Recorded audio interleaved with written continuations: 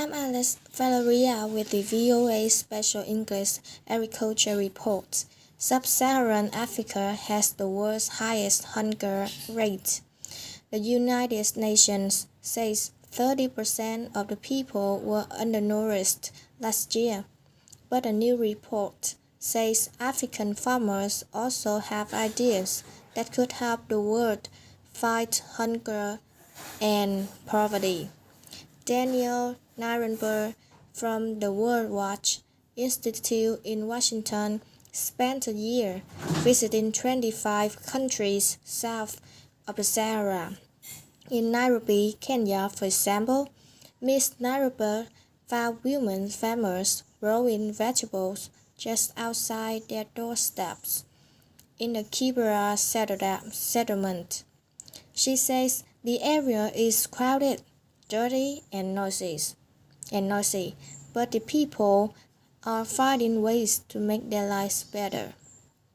The women use old sacks filled with soil. They cut holes in the sides of the tall bags so air gets to the seeds. The women feed the vegetables to their families and sell their surplus. They use the money to send their children to school. Last year, an estimated 925 million people worldwide did not get enough to eat. Half of all people in the world now live in and around cities.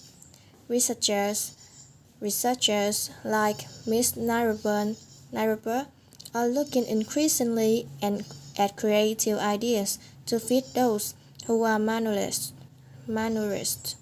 She said there are a lot of lessons that people in the Western world can learn from Africa, and what they are doing can be done in other developing countries.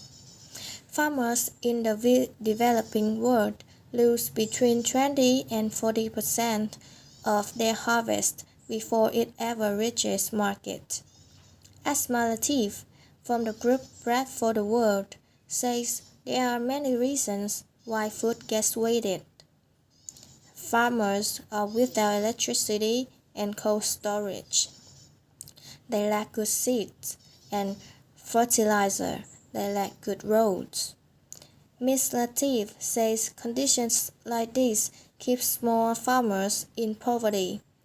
Daniel Nirenberg says more attention needs to be paid to protecting harvests. In Nigeria, village processing centers are helping farmers reduce their losses and earn more money.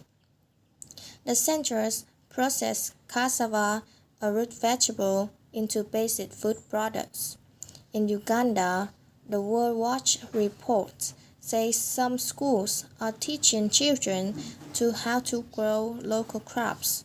And in South Africa and Kenya, the report praises the breeding of local kinds of livestock.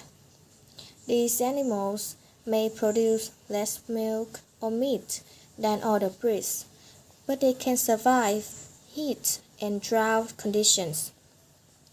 The report is called State of the World 2011: Innovations that Nourish the Planet.